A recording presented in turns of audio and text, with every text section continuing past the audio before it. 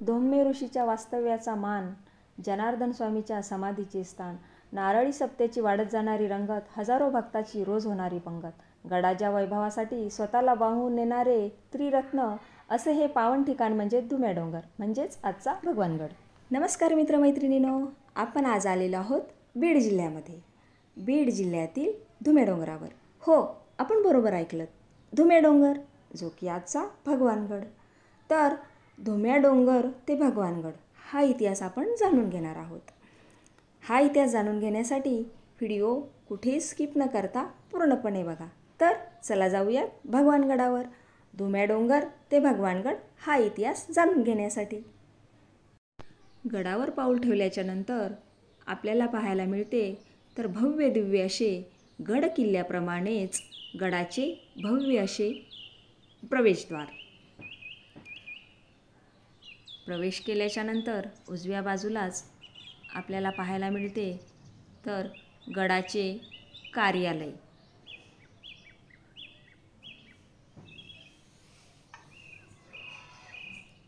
प्रवेशद्वारातून पुढे आल्याच्या नंतर भव्य दिव्य असे हे गडाचे प्रांगण पाहायला मिळते आणि समोरच दिसते आपल्याला बाबाचे समाधीस्थळ.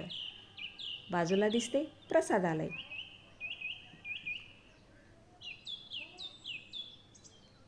बाबाच्या समाधीस्थळाच्या समोर दिसते आपल्याला एक छोटेसे मंदिर आणि त्याच बाजूला पाहायला मिळते एक समाधी. तर ही समाधी आहे बाबूलाल महाराज पाडोळीकर यांची. हे संत भगवान बाबाचे खास सवंगडी होते. कीर्तन भजनातून त्यांनी आणि प्रबोधनातून समाजकार्य केले. तसेच आपल्याला होते हनुमंतरायाचे दर्शन. हनुमंतरायाचे दर्शन घेतल्याच्या नंतर आपण आता जाणार आहोत बाबाच्या समाधीस्थळाकडे. संत भगवान बाबा समाधी मंदिर. गडकोटाच्या बांधकामाप्रमाणेच याची बांधणी आहे. प्रवेशद्वारातून प्रवेश केल्यानंतर बालेकिल्ला मंदिराच्या आवारात पोचतो. भक्कम तटबंदी, उंच शिखर आणि दगडी खांब, सुंदर दगडी ओवऱ्या आणि जुने बांधकाम यामुळे मंदिराला जणू गडाचे स्वरूपच प्राप्त होते.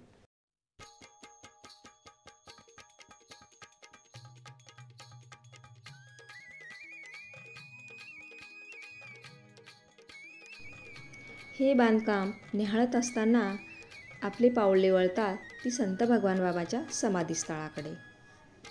भुयार मार्गाने काही पायऱ्या उतरल्यानंतर समोर चालत गेल्यावर दर्शन होते ते बाबाच्या समाधीचे.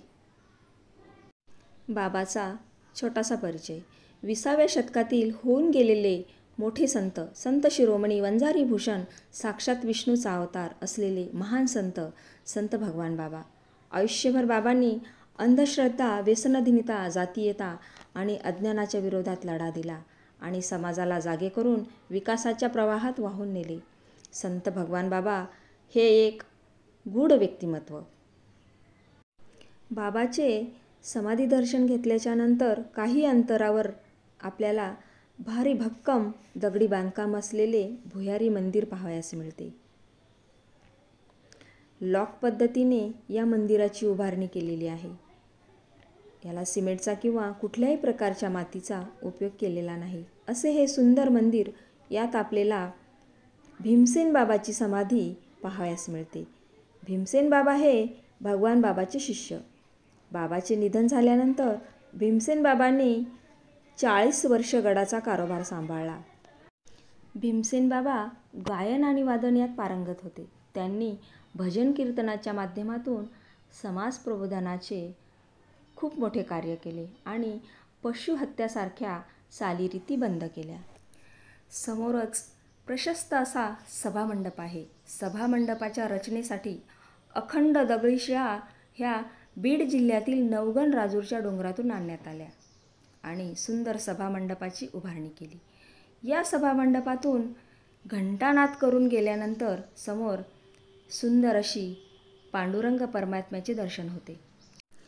सदैव भक्तावर कृपा करणारी माऊली, दुःखिताचे दुःख हरणारा परमात्मा पांडुरंग परमात्मा. भगवान बाबांनी गडावर बांधकाम करताना सुरुवात विठ्ठल मंदिरानेच केली होती. हेच ते मंदिर. आणि सुरुवात झाली गडाच्या वैभवाची. तर चला पांडुरंगाचे दर्शन घेऊयात आणि समोर जाऊयात गडाकडे.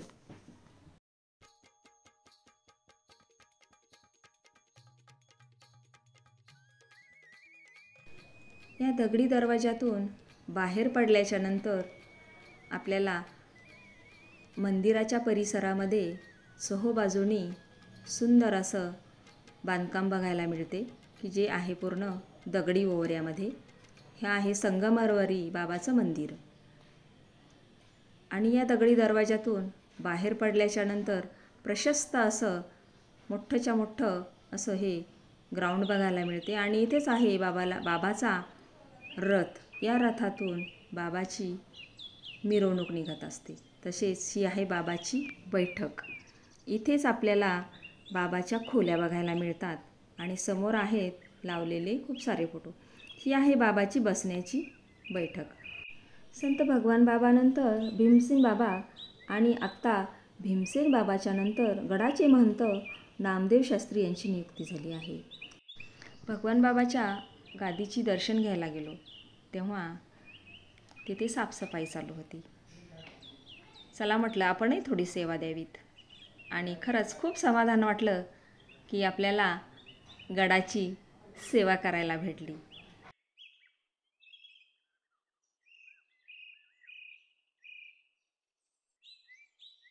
सभामंडपातून समोर आल्याच्या नंतर आपल्याला पाहायला मिळते संत भगवान बाबाचे वस्तू संग्रहालय. याच्यामध्ये बाबाच्या वापरलेल्या सर्व वस्तू ठेवण्यात आलेल्या आहेत.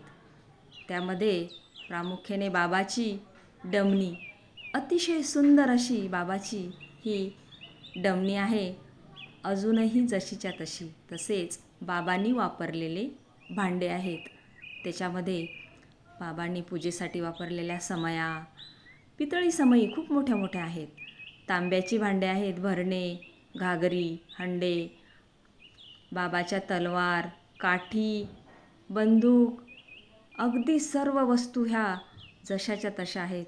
तसेच बाबांनी बैलासाठी वापरलेल्या घागरमाळासुद्धा इथे आपल्याला बघायला मिळतात. किती सुंदर अशा प्रकारच्या बाबाच्या वस्तू अजूनही इथे जपून ठेवलेल्या आहेत.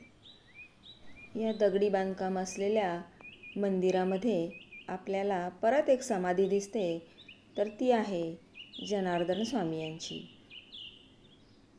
जनार्दन स्वामी यांचं दर्शन घेऊन आपण आता निघालेलो आहोत समोर.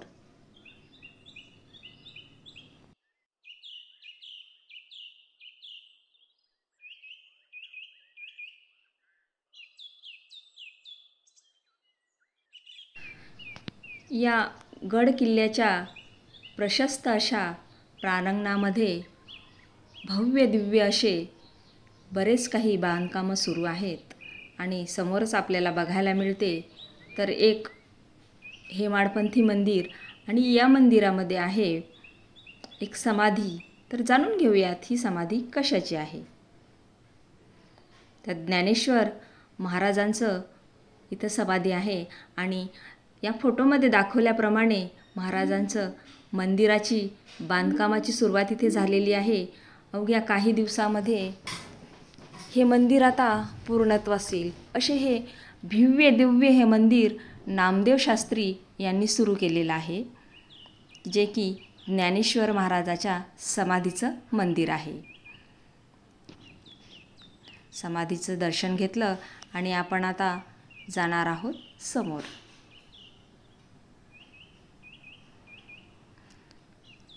अगदी सकाळचा प्रहार आणि फक्त पक्ष्यांचा आवाजच इथे येत होता. पक्ष्यांचा किलबिलाट अगदी मनाला प्रसन्न असं वाटत होतं. इथं गडावरून निघावंसं वाटत नव्हतं. असं वाटत होतं इथंच राहावं.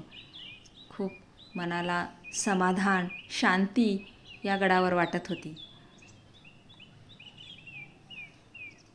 आता समोर दिसतंय एक परत दगडी बांधकामात असलेलं हे मंदिर.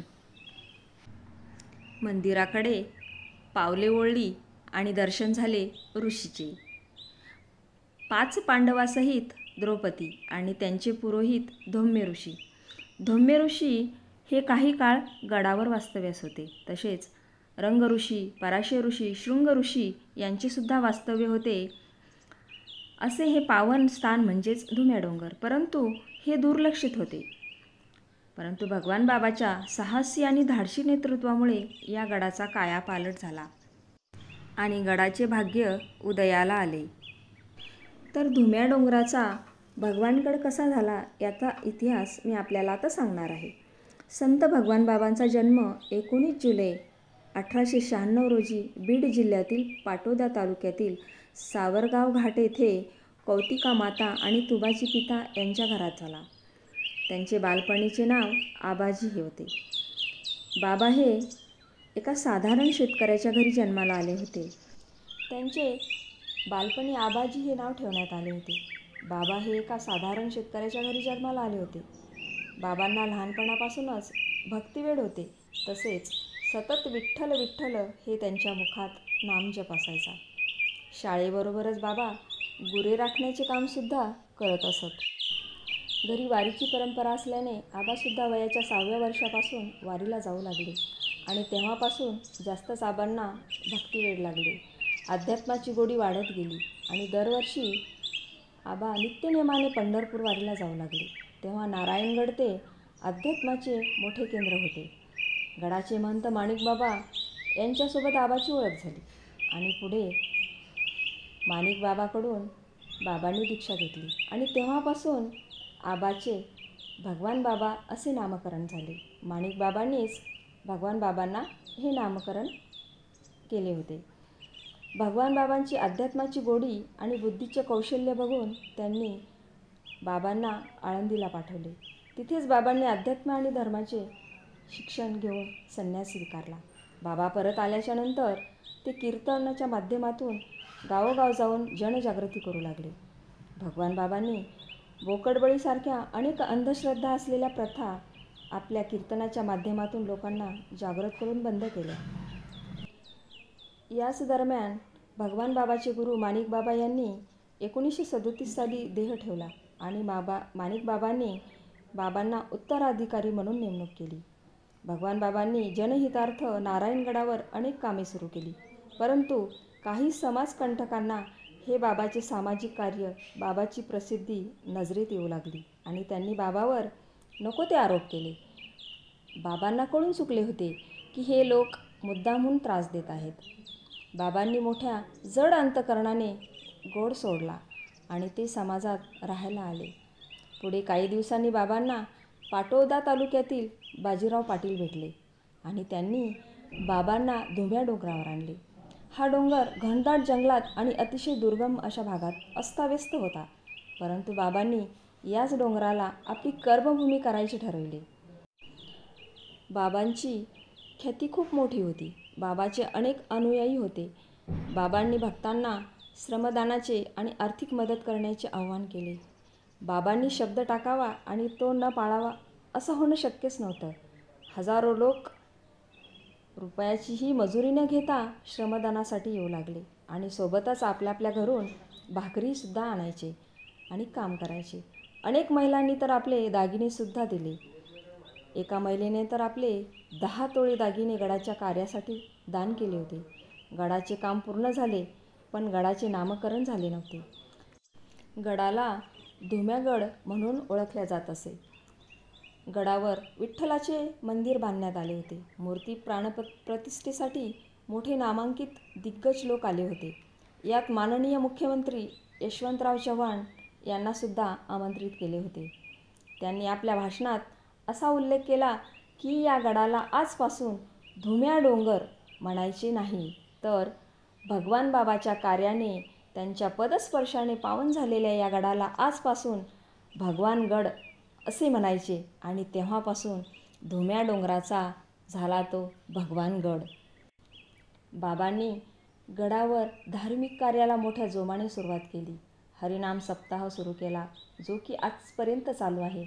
आणि जी भाकरी आणण्याची पद्धत गडाचे काम चालू असताना श्रमिकांना सुरू केली होती, ती आजही चालू आहे. गावोगावावरून आजही भगवानगडावर प्रत्येक गावातून भाकरी येतात माधवगिरी म्हणून. आणि आम्हालासुद्धा या माधवगिरीचा प्रसाद गडावर पोटभर खायला भेटला. तसेच दुसऱ्या दिवशीसुद्धा पोटभर असा नाश्ता झाला आणि खरंच खूप गडावर आल्याच्यानंतर समाधान वाटलं, निघावंसं वाटत नव्हतं.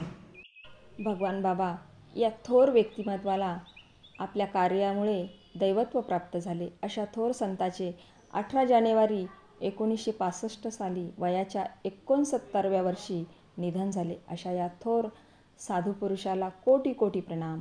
जय भगवान. व्हिडिओ आवडल्यास नक्कीच लाईक करा, शेअर करा आणि हो, बेल आयकॉन प्रेस करायला विसरू नका, जेणेकरून आपल्याला प्रत्येक व्हिडिओची नोटिफिकेशन मिळत राहील. जय भगवान बाबा.